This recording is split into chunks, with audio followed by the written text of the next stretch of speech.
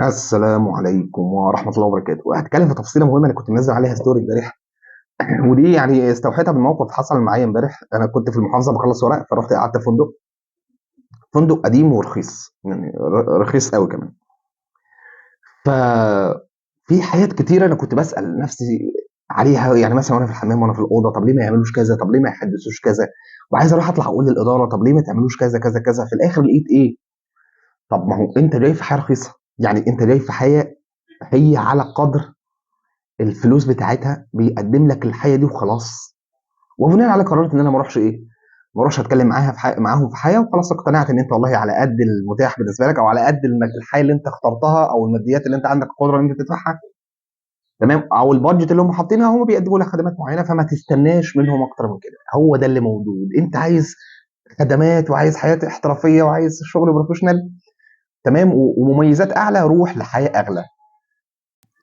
طيب أنا ليه ذكرت القصة دي أو اتكلمت في الموضوع ده؟ لأن ده بيحصل في حاجات كتيرة جدا جدا في حياتك، إنك بتحط سقف توقعات لأمور اللي عينيك شايفاه مش هيجيب ده. هقول أمثلة برضو. أنا يعني قصدت إن أنا أقول المثال اللي في الأول عشان الناس تفهم، إنك ما تستناش أكتر من اللي عينك شايفاه أو واضح أو جالي قدامك. فندق يا باشا، دي إمكانياته، ده التسعيرة بتاعته، فما تستناش منهم أكتر من كده. ليه؟ لأنه هو خلاص هو على قد فلوسه. نفس الحياه في حياتنا، يعني مثلا ما يبقاش مثلا ما تبقيش مرتبطه بشخص انت شايفه ان كل ما يعني او معظم ما فيه سيء. شخص مثلا غلط، شخص بيشتم، شخص سيء في خلقه، شخص مثلا مش ملتزم في الصلاة، شخص فيه حاجات كتيره جدا انت تقول لك الدنيا رايحه على فين، ومع ذلك تفضلي متمسكه بيه، وعندك قناعات بتقول لك لا انت هتقدري، وانت هتخليه افضل، وانا عايزه مثلا شخص، انت شايفه الشخص اللي قدامك اهو، لا فانا عايزه شخص يتقي ربنا فيا، وعايزه شخص يشيلني فوق راسه، وعايزه شخص ما يغلطش فيا ويحافظ عليا طب ما هو اللي انت شايفاه عكس كده، فتعاملي بناء على اللي انت شايفاه. قبلاه كان بها، مش قبلاه روح سيبي ده ودوري بقى على المواصفات اللي انت عايزاها في شخص تاني. لكن ما تفضليش متمسكه بنفس الشخص ومستنيه التوقعات بقى والخيال بتاعك يتحقق في يوم من الايام.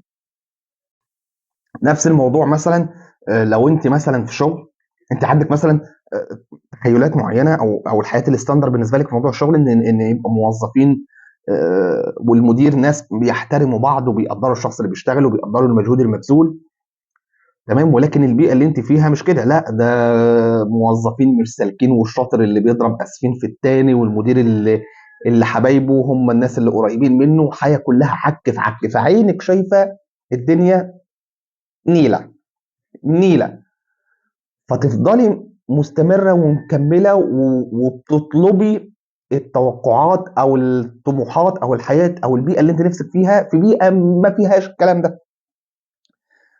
فعينك شايفة ان الدنيا منيلة ب60 نيلة. ما تستنيش او ما تقعديش تجلدي نفسك او تجلدي ذاتك او تجلد ذاتك ان اللي انت نفسك فيه مش موجود. سيبه وروح دور على حياتك، هتقبل بيه خلاص. ما تشتكيش وما تخليش سقف التوقعات بتاعك يروح للي انت نفسك فيه، لان اللي عينك شايفاه بتقول عكس كده. مثال تاني وده اخر مثال، ما تبقاش مثلا في بيزنس، لان ده ممكن يكون حصل معايا في وقت ما في حياتي. ما تبقاش في بيزنس انت نفسك البيزنس ده يضرب وينجح والدنيا تبقى تكسر فيه الدنيا وتمسك فلوس وتعمل اللي محدش عمله. دي التوقعات بتاعتك. طب تعال نبص على ارض الواقع، او اللي عينك شايفاه، لا والله انت اخترت مجال المنافسه فيه شرسه جدا جدا، تمام. انت اخترت مجال محتاج سيوله عاليه ودي مش متاحه بالنسبه لك، انت الفلوس اللي معاك على القد. اخترت مجال محتاج امكانيات وحياه معينه انت مش قادر توفرها. فبالتالي من الغباء انك تفضل متمسك بالمشروع او بالمنتج او بالخدمه او الحاجه اللي انت بدات فيها دي، تمام، وعايز توصل او للتوقعات وللخيال اللي انت ايه، اللي انت عايز تحققه. على قد اللي عينك شايفاه اتعامل بناء عليه.